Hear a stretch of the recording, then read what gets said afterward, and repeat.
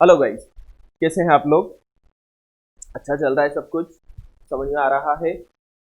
पढ़ तो रहे हैं ना कि ऐसा होगा जब तक आपके नहीं होता सर ऑनलाइन दो, अब आप टाइम ही नहीं निकाल पा रहे हैं देखने का। वैसे भी हमने आपको इतनी अच्छी फैसिलिटी दी है कि टाइम का कोई बाउंडेशन नहीं है। ठीक है, आप कभी भी वीडियो उठा के देख सकते हैं। इसके लिए काफ़ी मेहनत हुई है, पर आपके लिए कुछ अच्छा कर पाए हमें भी इसी चीज़ में खुशी मिलती है। ठीक है, तो नोट्स तो बना रहे होंगे, उम्मीद करता हूँ कि नोट्स बना रहे होंगे अच्छे से। ठीक है, नोट्स बनाते रहिए, पढ़ते रहिए, कोई दिक्कत आए तो आप हमें डालते रहिए। ठीक है, हम उस दिक्कत को क्लियर करने की, सॉर्ट आउट करने की पूरी कोशिश करेंगे। ठीक है, तो हम बात कर रहे थे लोरेंज ट्रांसफॉर्मेशन की एप्लीकेशंस पे। ठीक है, हम किस पे बात कर रहे थे। हमने जो लोरेंज ट्रांसफॉर्मेशन, लोरेंज रूपांतरण जो इक्वेशंस निकाली है उसकी एप्लीकेशंस। और एप्लीकेशंस में मैंने आपको क्या बताया था कि मेन गैलीलियन कहाँ फेल हुआ, मास लेंथ एंड टाइम पे। क्योंकि गैलीलियन उनको कैसा मानता था, कांस्टेंट मानता था, फंडामेंटल क्वांटिटी थी एमकेएस सिस्टम के अंदर। ठीक है, तो हमने उसके लिए लेंथ कॉन्ट्रेक्शन तो देख लिया अच्छे से कि लेंथ में क्या होता है, कमी आती है आपके। ठीक है, अब हम बात कर रहे हैं टाइम के बारे में। ठीक है, तो आपका जो नेक्स्ट टॉपिक है वो क्या है, आपका time dilation. Time dilation means काल वृद्धि। अब देखो नाम से पता चल रहा है वृद्धि, इंक्रीमेंट हो रहा है। अब इंक्रीमेंट कैसे होता है, तो आइंस्टीन ने ऐसा प्रैक्टिकली फाइंड किया कि आपके पास वही दो फ्रेम ऑफ रेफरेंसेस हैं, एस और एस डेस। दोनों कैसे हैं, इनर्शियल हैं, जड़त्वीय निर्देश तंत्र हैं। ठीक है, अब आइंस्टीन ने क्या किया कि एक घड़ी कहां रखी हुई है, आपके एस डेस के अंदर। और एस डेस कैसा है, मूव कर रहा है कांस्टेंट वेलोसिटी v से, किसके रिस्पेक्ट में, एस के रिस्पेक्ट में। एस डेस जो निर्देश तंत्र है आपका, फ्रेम ऑफ रेफरेंस है, वो एक्स डायरेक्शन में गतिशील है, मोशन में है, कांस्टेंट वेलोसिटी स्मॉल v से। ठीक है, अब घड़ी कहां रखी हुई है, ध्यान रखना, एस डेस के अंदर।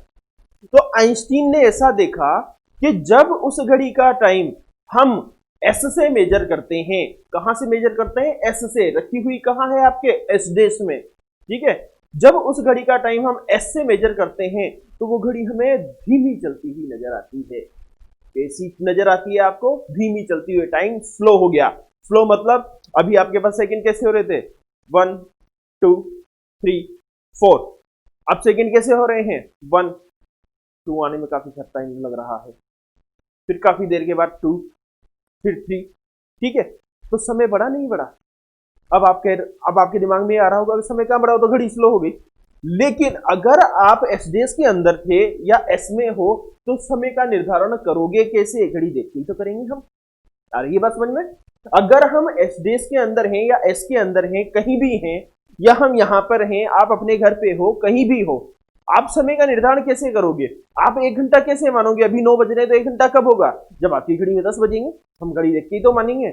अब वही घड़ी एस डेस में तो वैसी चल रही है जैसी अभी आपके घर पे चल रही है, लेकिन उसको जब हम एस से देख रहे हैं और घड़ी का है गतिशील वाले में, तो हमें कैसी नजर आ रही है, स्लो चलती हुई।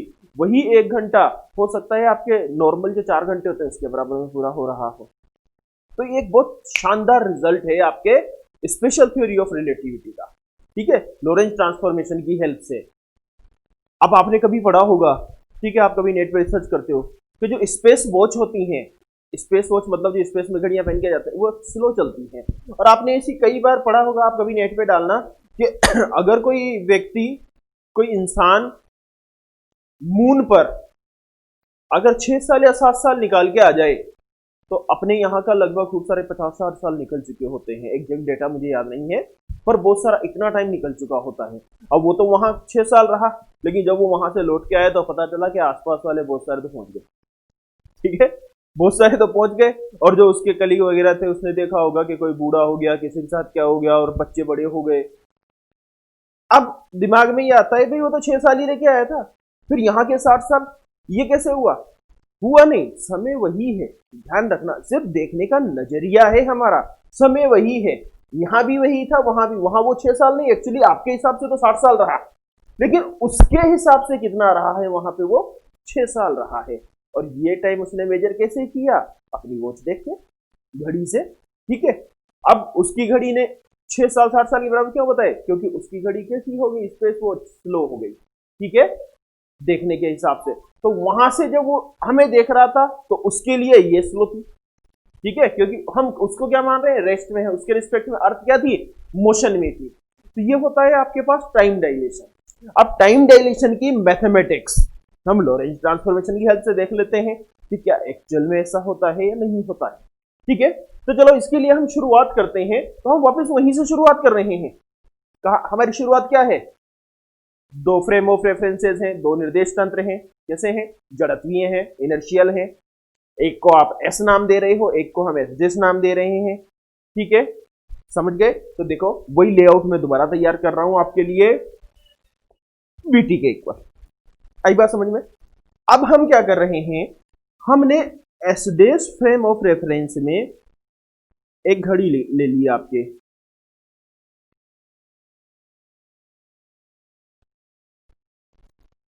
इस तरीके से कोई घड़ी आपने रखी हुई है, ठीक है। अब इस घड़ी के टाइम की हम स्टडी करेंगे, मैथमेटिकल स्टडी, किसकी हेल्प से, लॉरेंज ट्रांसफॉर्मेशन की हेल्प से, ठीक है। मैं आज आपको फिर बता रहा हूं कि आप इसके नोट्स तैयार करोगे तो आपके लिए, जैसे हमने पिछले वाले में प्रोसेस किया था सेम का वही, माना suppose there are two inertial frame of references S and S dash, माना दो जड़त्वीय निर्देश तंत्र एस तथा एस डेस हैं, ठीक है। एस निर्देश तंत्र स्थिर है, S frame is at rest, and S dash निर्देश तंत्र एस के सापेक्ष कांस्टेंट वेलोसिटी v से x दिशा में गतिशील है, and S dash frame of reference is moving in x direction with constant velocity v with respect to s। Now we put a watch in S dash frame. अब हम S dash निर्देश तंत्र के अंदर एक घड़ी रखते हैं, ठीक है। अब देखिए ये जो आपने घड़ी रखी है, ये कहां रखी है आपने, एस डेस के अंदर। और एस डेस निर्देश तंत्र कैसा है, कांस्टेंट वेलोसिटी v से s के रिस्पेक्ट में मूव कर रहा है। तो इनडायरेक्टली हम ये भी तो कह सकते हैं ना कि आप ऐसे ऐसे समझेंगे, ऐसे समझिए कि एस डेस निर्देश तंत्र क्या है आपका, ट्रेन है। एस निर्देश तंत्र क्या है, फ्रेम ऑफ रेफरेंस आपका प्लेटफॉर्म है। और ये जो वॉच रखी है आपने वो कहां रखी है, ट्रेन में रखी है, और ट्रेन मूव कर रही है प्लेटफॉर्म के रिस्पेक्ट में। तो हम ये कह सकते हैं कि कहीं ना कहीं आपकी ये घड़ी भी मूव कर रही है। कहां से देख रहे हैं तब, जब यहां से देख रहे हैं, प्लेटफॉर्म से एस से देख रहे हैं, तो एस के रिस्पेक्ट में तो ये घड़ी भी मोशन में आ गई। लेकिन अगर एस डेस में जाके देखें, हम खुद ही कहां चढ़ गए, जाके ट्रेन में चढ़ गए, ठीक है। और फिर हम इस घड़ी को देखें, सीट पे रखी हुई थी कि भाई अब ये क्या मोशन कर रही है, नहीं कर रही है, तो क्या मोशन कर रही है, नहीं कर रही है, ठीक है। तो एस डेस में तो घड़ी कैसी है आपके, रेस्ट में है, स्थिर है। और एस में घड़ी कैसी है आपके, एस से देखने पे मोशन में है, ठीक है। तो जब हम एस डेस में इस घड़ी का टाइम मेजर करेंगे तो वो समय अंतराल कैसा होगा, एक्चुअल टाइम पीरियड, उचित समय अंतराल, ओरिजिनल टाइम पीरियड। और जब हम यहां से देखेंगे तो वो कैसा होगा, एपरेंट टाइम पीरियड, आभासी समय अंतराल, ठीक है। तो अब हम इसी को आगे बढ़ा रहे हैं। तो हम लाइन क्या लिख रहे हैं कि इन एस डेस फ्रेम टाइम कितना होगा किसी भी घटना के घटने का, ठीक है। तो देखिए in S dash frame original time will be, कितना होगा आपके, अगर ओरिजिनल टाइम को मैं टी तो ओ से रिप्रेजेंट कर दूं, या आप तो ऐसा करो टी का नोटेशन लो, आपको इजी लगेगा। टी ओ मींस ओरिजिनल, तो कितना रहेगा आपके, t2 days minus t1 days, ऐसे निकालते हैं। पहले हमने कैसे निकाल दी डिस्टेंस को, x2 days minus x1 days से। समय अंतराल की बात है, आप यहां पे भी ज्यादा हो, ठीक है, कोई दिक्कत नहीं है, ठीक है। और in S frame T apparent time कितना होगा, एपरेंट टाइम विल बी, आभासी समय t2 माइनस t1। ये आपकी इक्वेशन 1, ये आपकी इक्वेशन 2। आई बात समझ में, ठीक है। अब क्या करें, लॉरेंज ट्रांसफॉर्मेशन यूज कर लें, ठीक है, जो हम करते आ रहे हैं। अब देखिए पिछले वाले में आप याद करो, जब हमने लेंथ कॉन्ट्रैक्शन पढ़ा है तब हमने क्या किया है, लॉरेंज ट्रांसफॉर्मेशन यूज किया है। और यहां पर मैं यूज कर रहा हूं आपके प्रतिलोम लॉरेंज रूपांतरण, इनवर्स लॉरेंज ट्रांसफॉर्मेशन। ठीक है, अब आपके दिमाग में अभी से आ गया होगा, आप सोच रहे होंगे भाई वहां लॉरेंज यूज किया, यहाँ इनवर्स लॉरेंज क्यों? तो हम इस पे डिस्कस करते हैं, पर पहले मैं यूज करके आपको इसकी मैथमेटिक्स बता दूं, फिर मैं आपको समझाऊंगा, तो आपको ज्यादा अच्छे से समझ में आएगा कि यहाँ हमने इनवर्स लॉरेंज ट्रांसफॉर्मेशन क्यों यूज किया। ठीक है, तो देखो, now from inverse Lorentz transformation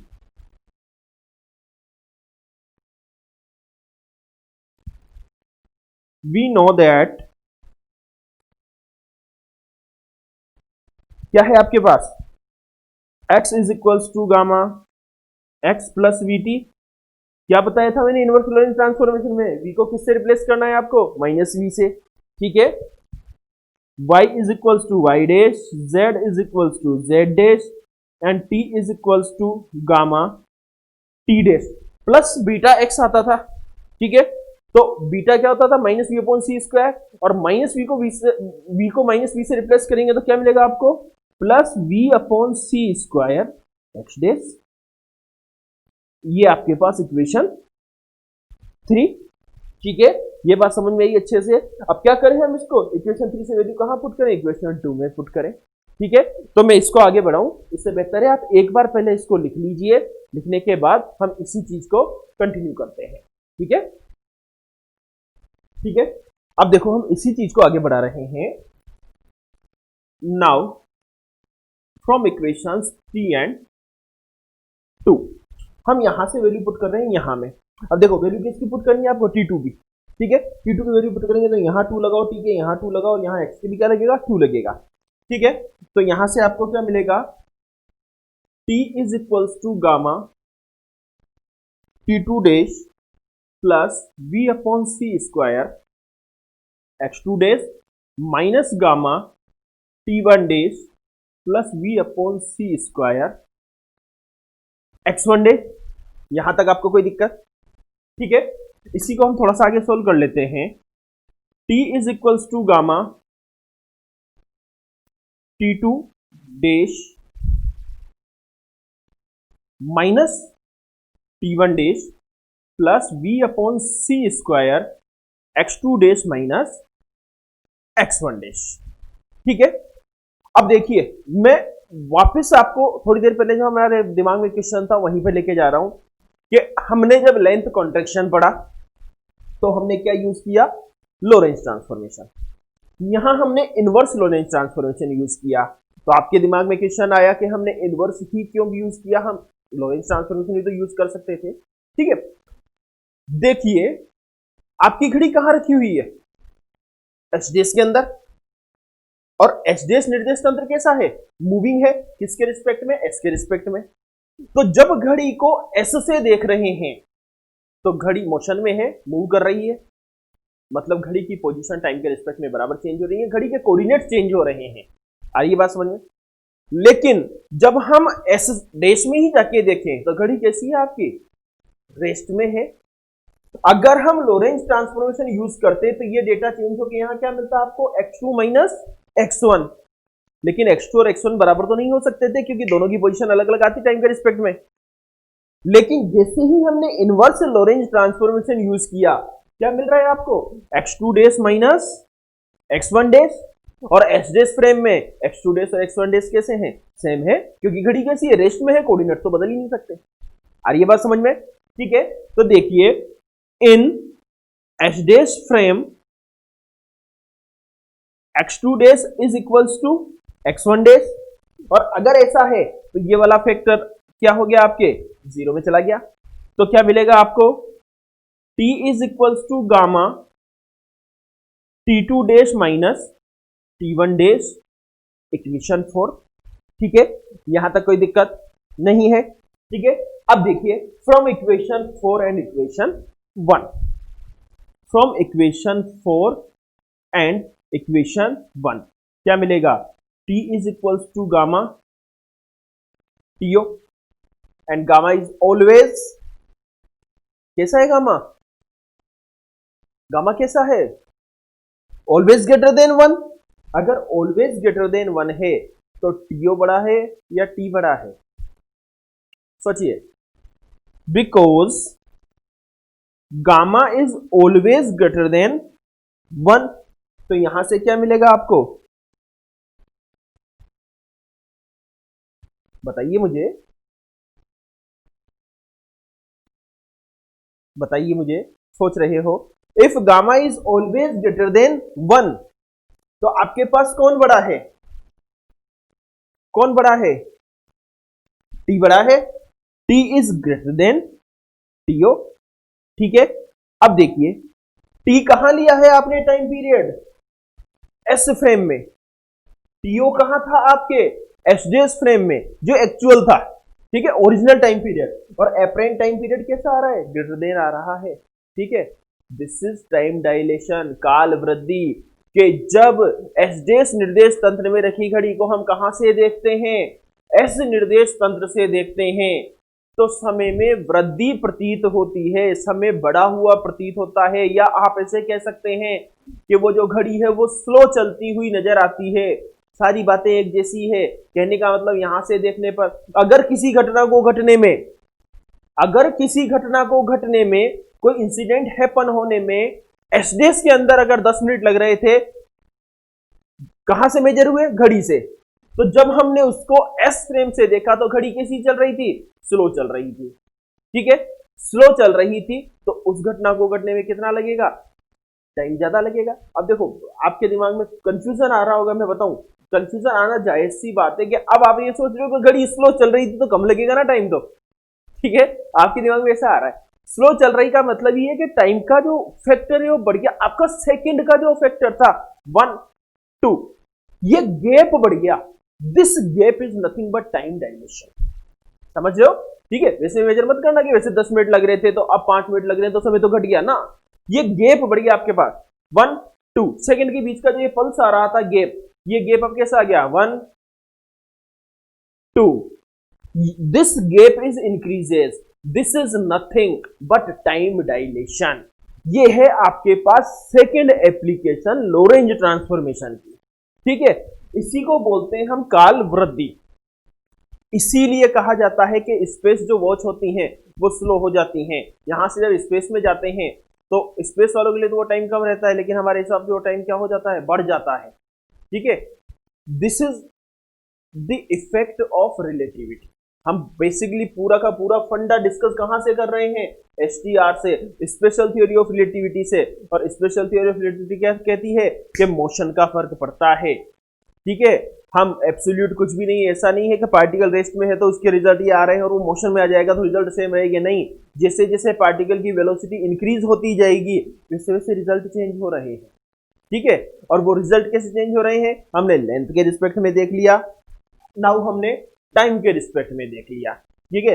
अब हमारे पास क्या बचा है, मास बचा है, लेकिन मास डिस्कस करने से पहले हम साथ के साथ में वेलोसिटी का ट्रांसफॉर्मेशन डिस्कस कर लेते हैं, ठीक है, कि वेलोसिटी का जो ट्रांसफॉर्मेशन होता है वो कैसे होता है। मैं ये आपको पहले एक बार टॉपिक करवा दूं, फिर मैं आपको इनसे रिलेटेड कुछ न्यूमेरिकल्स भी सॉल्व करवाऊंगा यहाँ पे, फिर आपको एक एक्सरसाइज दूंगा, आपको वो एक्सरसाइज कंप्लीट करनी है, ठीक है। ईमानदारी के साथ एक्सरसाइज को कंप्लीट करें, अगर आप ईमानदारी से काम करेंगे तो आपको कुछ समझ में भी आएगा, आपको ये भी पता चलेगा न्यूमेरिकल कैसे सोल्व हो रहा है, और एक बार आपको न्यूमेरिकल सोल्व हो गया, आपको कंसेप्ट समझ में आ गया, तो आपके लिए बड़ा इजी है ये परफॉर्मा पूरा का पूरा, ठीक है। तो आप इसको लिख लीजिएगा, अभी लिख के नोट कर लीजिए, हम नेक्स्ट वीडियो में आगे बात करेंगे इससे। जब तक के लिए अपना ध्यान रखिए, कोरोना से बचे रहिए, ठीक है, और अपनी पढ़ाई को धीरे धीरे ट्रैक पे लाते रहिए, ठीक है। Thank you so much.